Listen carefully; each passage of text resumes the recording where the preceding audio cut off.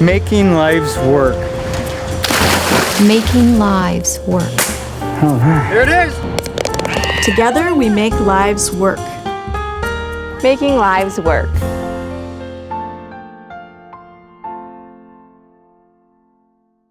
All you're doing is you're brushing that tee out of the grass. Nice, Bill. I look back and I just think how lucky I am. Former stroke patient and now survivor Bill Homburg hasn't given up everything he used to do. Well, it just makes me feel good to be able to get back out, participate back in the sport that I was doing before.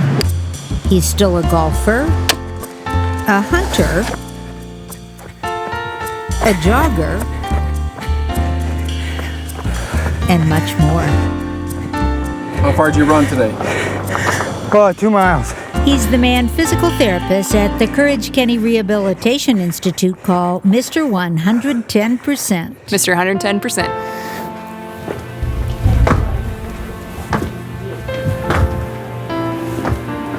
Most people never reach their full potential. Rest. And the biggest reason is it's the individual, it's the patient. That's way better. All right. Nicely done.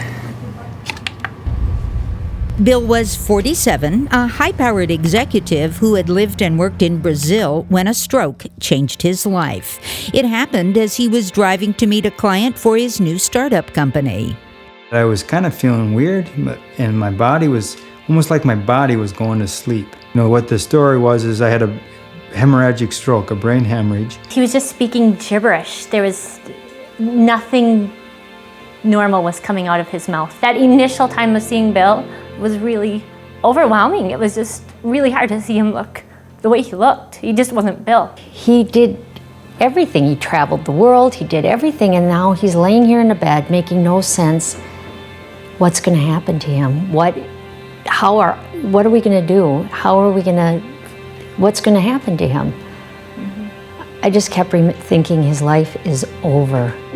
I'd be sitting in the bed, and this arm would just be sitting on my lap, and I'd pick it up like this, and it would fall down. And I'd just pick it up, and it would fall down. I remember thinking, what a wasted life I have. I'm going to be a burden for somebody. My brother's family, my sister's family, my folks. I'm going to be a terrible burden for somebody.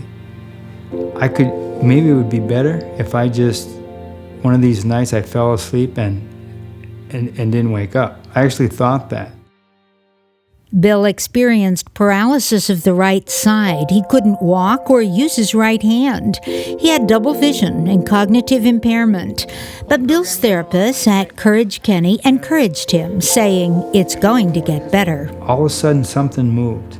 Might have been my leg, it might have been my arm, and I got all excited.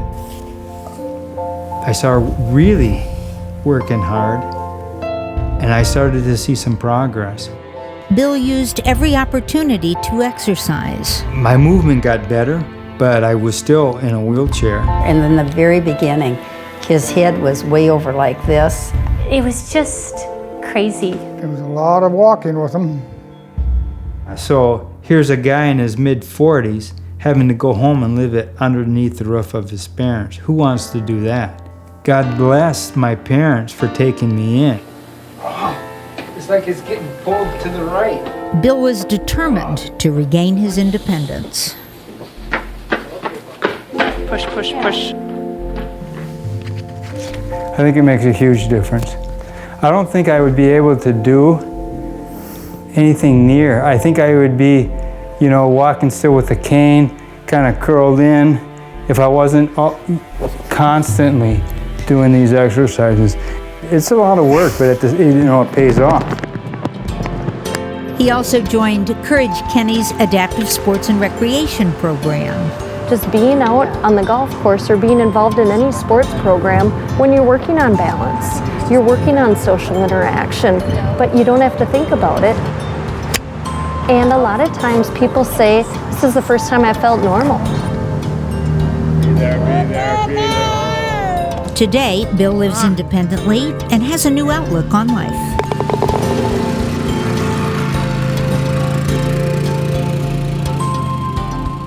would say Bill, has that spirit that is, it's not that he, can he do it, it's that, he's gonna do it. The biggest challenge for me is remembering to do things. I mean, the mind's not working as good as it used to. Bill works part-time for his own company as a consultant. His life is full and active. He encourages individuals who experience a stroke to reach for their potential too. Stay focused on the positive. Stay focused on what you do have. And don't give up, because things can get better and things will get better. And a lot of it is going to be driven by you. How hard do you want to work to get better? Making lives work